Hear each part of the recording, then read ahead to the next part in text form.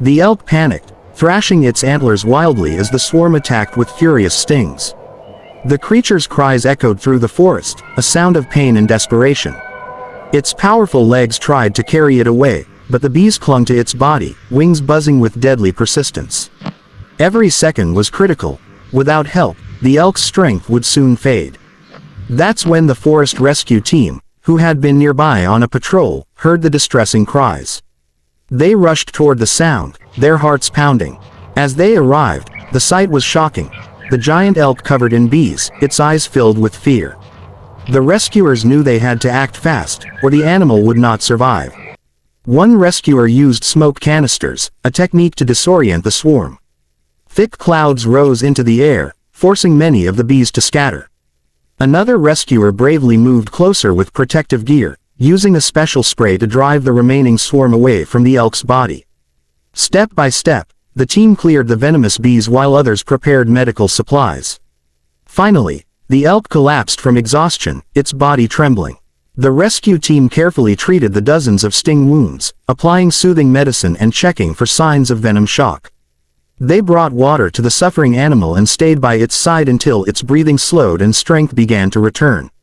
After hours of care, the elk managed to rise again, weak but alive.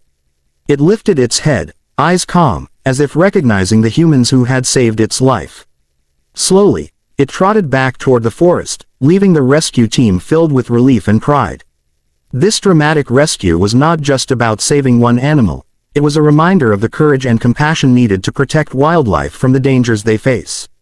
The team's bravery ensured that the majestic elk would roam free once more, a true symbol of survival and hope. The lead rescuer, Ahmed, knelt beside the elk, scanning its body carefully.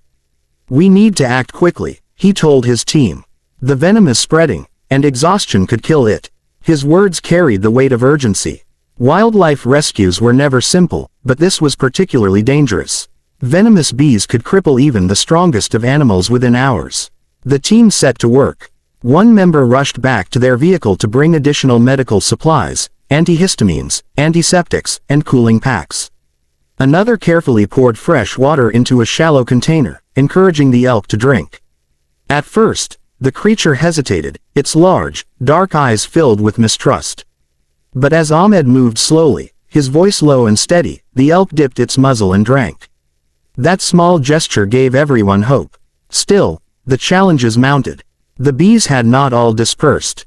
In the distance, the rescuers could hear the hum of wings, and now and then, small groups of stragglers returned, as if trying to reclaim their victim. Two rescuers had to remain on guard, waving smoke canisters and fending off any lingering attackers. The danger was far from gone. Meanwhile, Ahmed began treating the wounds. The elk's fur was matted with tiny punctures where stingers had pierced the skin. Each sting left behind swelling that pressed into the muscle. Ahmed wore gloves and worked gently, dabbing ointment on every wound he could reach. The elk flinched at first, but gradually its body relaxed, as though it sensed that these strange humans meant no harm. Hours passed. The team worked tirelessly, sweat dripping from their foreheads as they fought against both the heat of the day and the constant threat of more bee attacks. At last, the worst of the swelling seemed to ease. But Ahmed knew they could not release the elk just yet. If it collapsed again deeper in the forest, no one would be able to help. They decided to lead the animal toward a temporary care station they had set up at the edge of the woods. Guiding such a large creature was no small task. The elk, still unsteady, tried to resist at first, stomping its hooves nervously. But slowly, with patience and calm movements, the rescuers encouraged it to walk. Each step was labored, but together they moved forward. When they reached the station, the team secured a safe area with rope and makeshift barriers. There, the elk could rest without fear of another swarm. Fresh water, soothing sprays, and food were placed nearby. The animal lowered itself carefully to the ground, exhausted but alive. For the rescuers, there was no time to celebrate. Ahmed gathered his team and spoke firmly.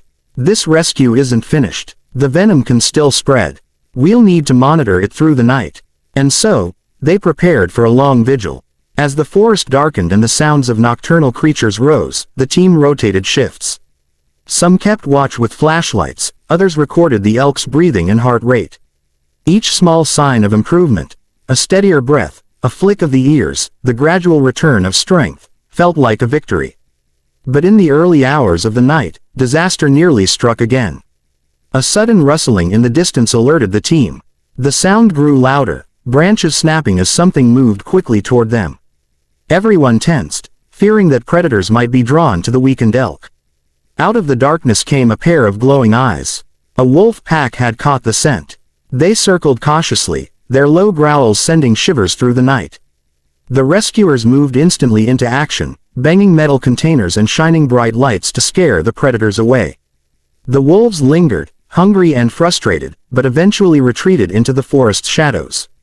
The elk stirred at the commotion, trying to stand. Its body was still weak, but the instinct for survival burned strongly.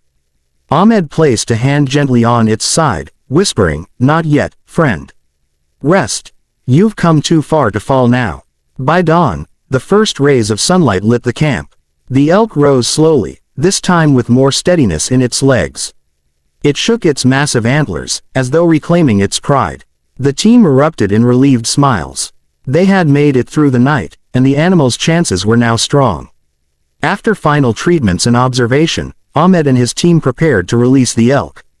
They dismantled the barriers and stepped back, giving the creature space. The elk hesitated, looking at the humans who had stood by its side through pain and fear.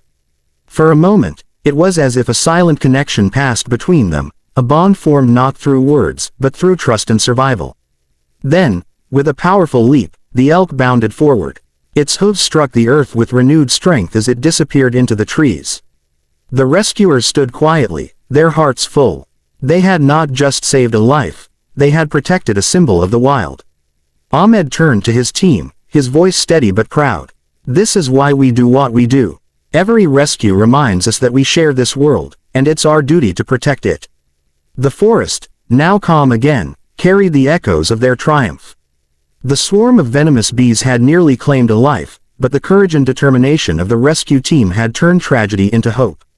Somewhere deep within the woods, the elk roamed free again, stronger than ever, a living testament to resilience and compassion.